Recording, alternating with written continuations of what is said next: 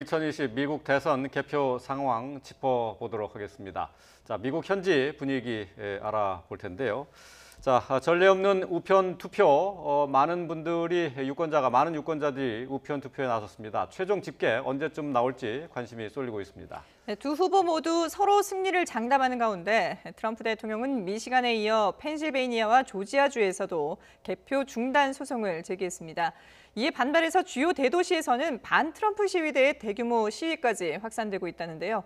혼돈의 미국 대선 어디로 가는지 현지 연결해서 자세히 알아보겠습니다. 미주 한인 유권자 연대 김동석 대표가 화상 전화로 연결돼 있습니다. 네, 안녕하세요. 네, 안녕하십니까. 네.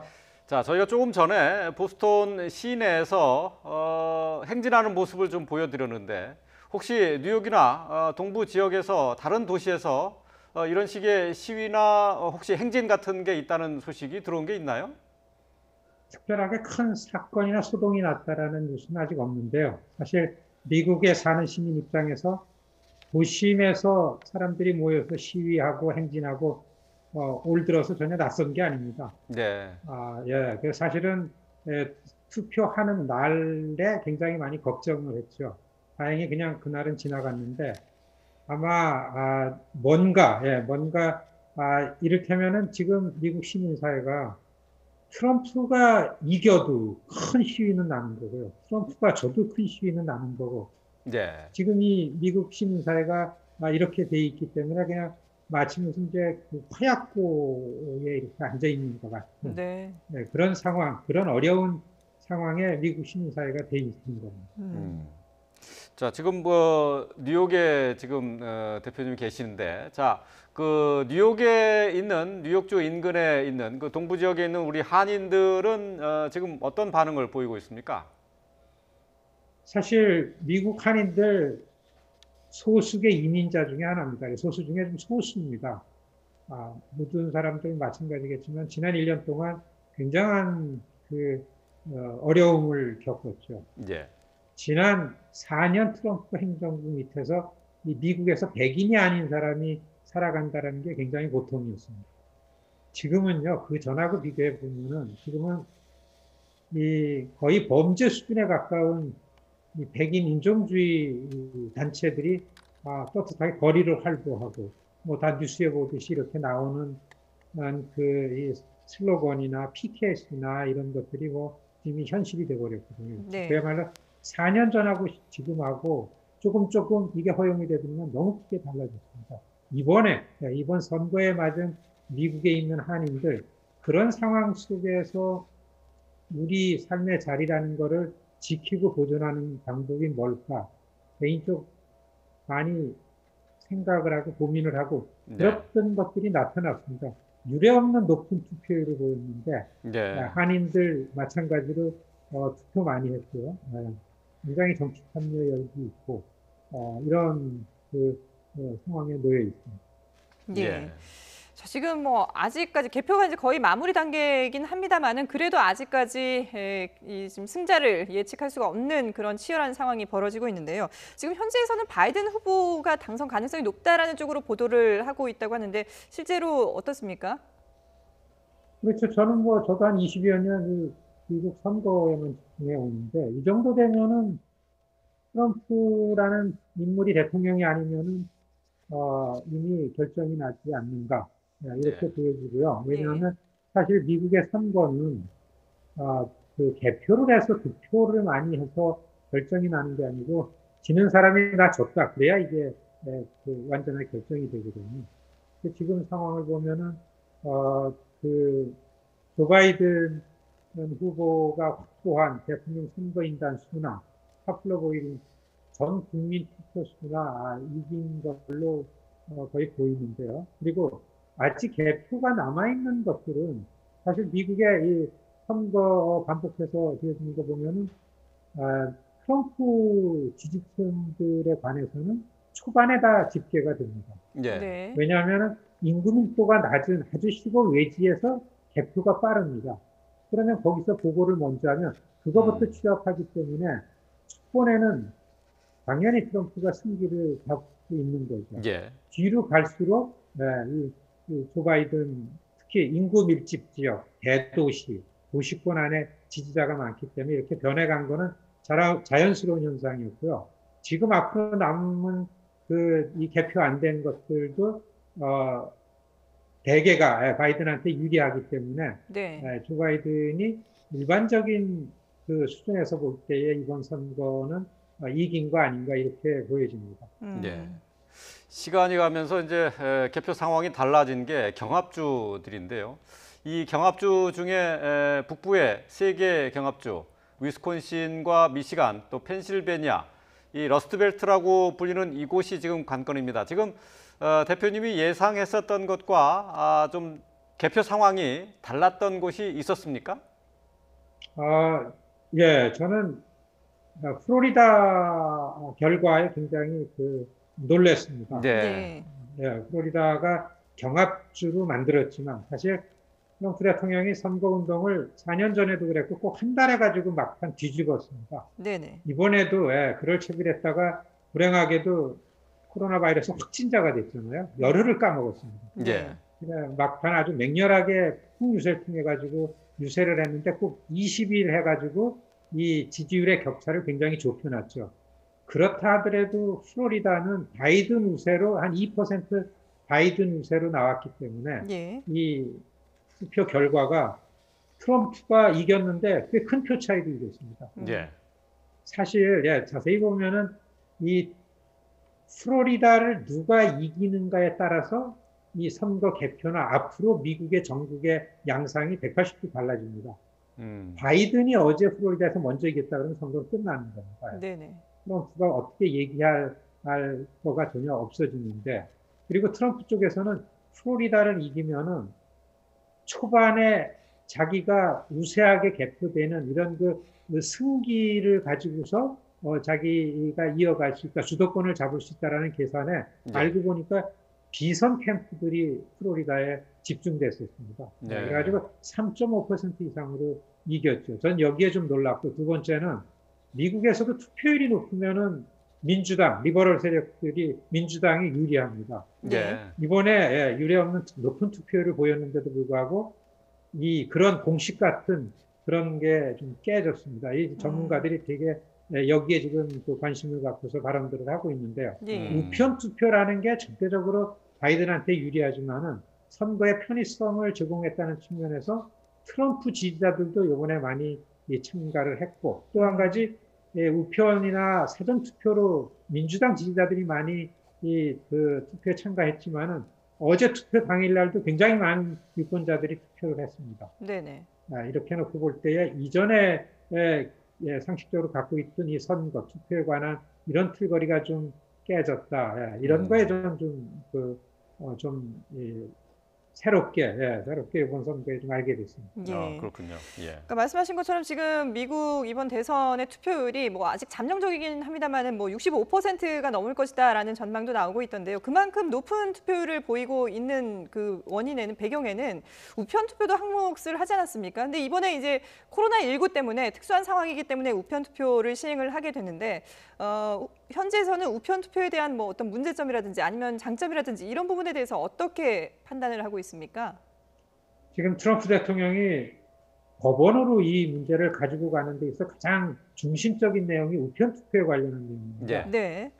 이게 우편 투표가 미국에서 없던 겁니다. 이건 팬데믹 상황 때문에 처음 실시를 하는 건데, 사실 이전에는 사전 투표가 투표날 이전에 각 카운티에서 정해진 장소에서 투표를 미리 시키는 그런 제도들이 사전 투표였고, 부재자로 투표하는 사람들이 우편으로 투표를 했습니다. 이게 비중이 크지 않았는데, 이번엔 아시겠지만은 한 1억 명 이상의 사전 투표들 중에 6,500만 이상이 우편으로 투표했죠. 예. 우편 투표의 호수라고 이게 감당을 못합니다.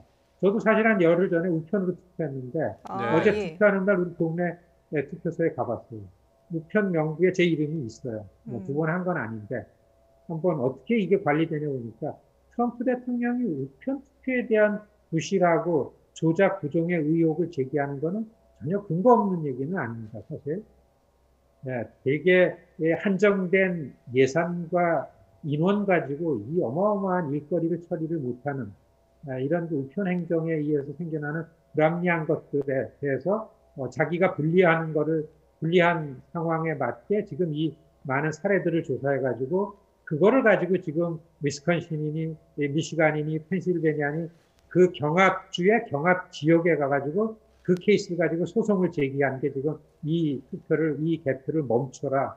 그리고서 여기에 참관인이 못 들어간 거에 대해서 우리가 부정의 의혹이 있다. 이런 걸로 지금 소송을 제기하는 그런 그 상황인데요. 예. 우편 투표라는 부분이 이번에 그 팬데믹 상황 때문에 미국에서 새롭게 나와가지고 지금 이 선거판을 아주 속을 새기고 있는 겁니다. 예.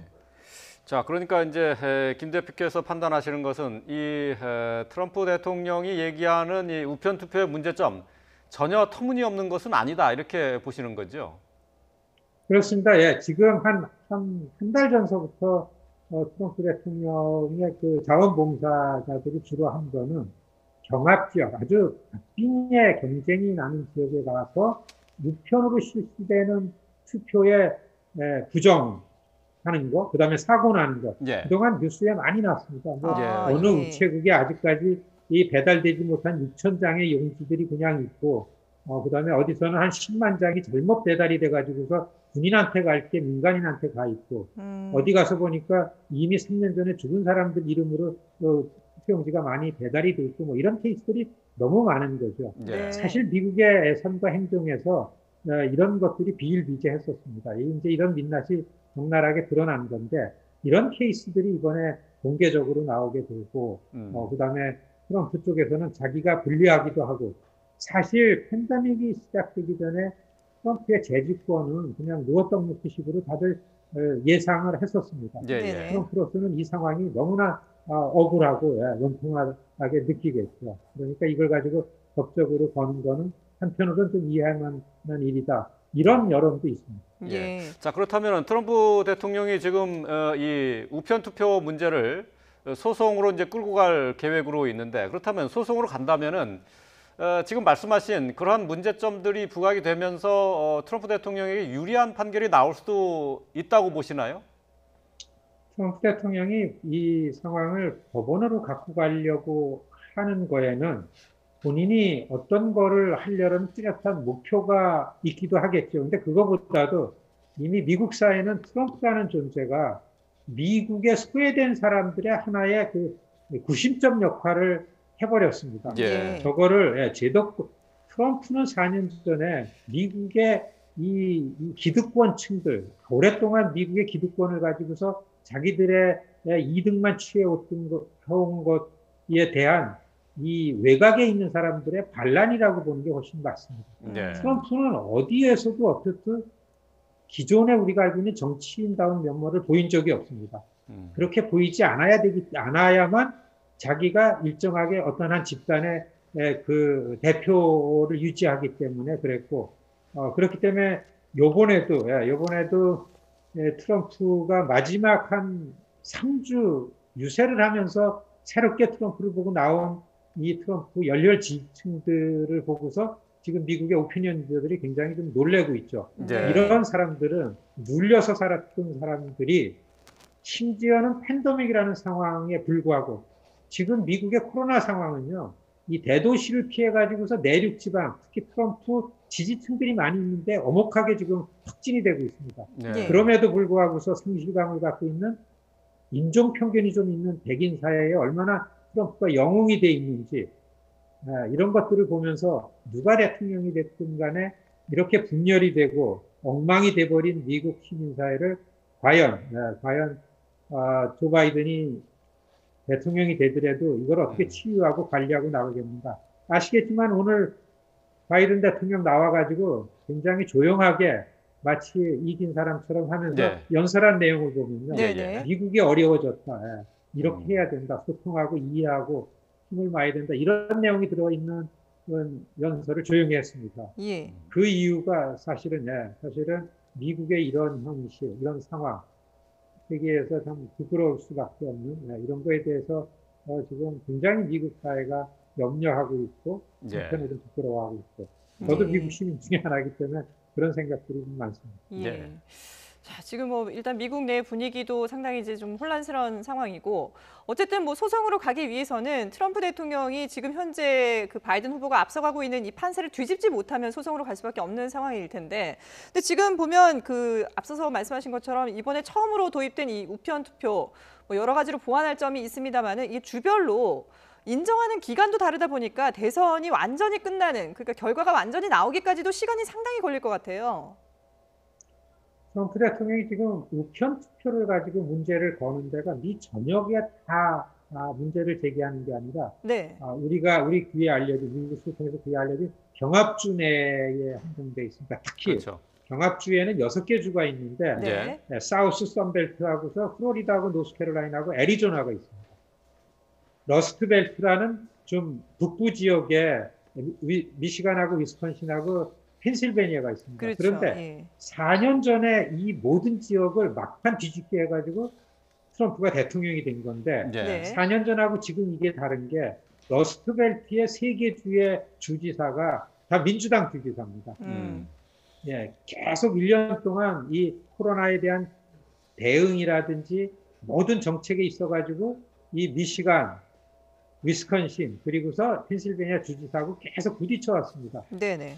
그러니까 미국에서 연방선거를 할지라도 선거에 대한 행정 권한은 전적으로 주지사한테 있습니다. 지금 언급하셨듯이 각 주마다 다 제도가 다르듯이. 예. 그러니까 지금 트럼프 대통령은 저 주지사들을 믿을 수 없고 어떻게 이거를 조작했는지 모른다. 예. 라는 부분이 거기에 담겨 있고 이렇게 얘기할수록 그 러스트벨트에 살고 있는 트럼프의 열렬 지지층들을 끌어내면서 자기네들이 살고 있는 정부의 당이 다른 정치적으로 반대 입장에 있는 주지사들을 공격하라라는 그런 뜻이 담겨 있죠. 예. 지난 4월에 미시간을 점령해라 큰 뉴스였죠. 예. 지난 토론회를 거치면서 위스콘신에 있는 울버린 워치라는 아주 백인 우월주의자들 집단이 여성 미시간 주지사를 위스콘신으로 납치하다가 예. 이걸 어떻게 하겠다라는 게 굉장히 큰 뉴스였었습니다. 예. 예. 지난 4년 동안 이런 집단들이 너무 많이 생겼습니다, 미국에. 음. 그렇기 때문에 이미 트럼프는 법적으로 가서 지면은 무슨 소용이 있다고 지금 저걸 저렇게 하려고 그러는가 이런 생각들이 많을 겁니다. 네. 그렇지만 이미 트럼프는 미국의 비주류 사회, 미국의 기득권층들이 갖고 왔던 저 탐욕스러운 면들에 이 눌려 있다가 분출한 예. 저 세력들의 이미 중심 인물이 돼서 그런 정치의 중심이 쓴 거죠. 그래서 예. 미국의 정치가 민주당, 공화당으로 이해하면 아무것도 모릅니다. 민주당이 있고 공화당이 있고 트럼프가 있는 겁니다. 공화당에서 트럼프가 싫은 사람들은 이미 다 민주당 쪽으로 탈출을 했습니다. 예. 예. 그래서 이번 선거를 미국 시민의 이런 고통스러운 모습, 이런 관점에서 봐야만 지금 이게 좀 잘 이해할 수 있다. 이런 설명을 좀 드리고 싶습니다. 예, 예. 알겠습니다. 자, 미국의 정치 지형에 따라서 지금 미국 대선 어떻게 봐야 될지 김동석 대표를 통해서 자세히 들어볼 수 있었습니다. 자, 오늘 말씀 고맙습니다. 네, 고맙습니다.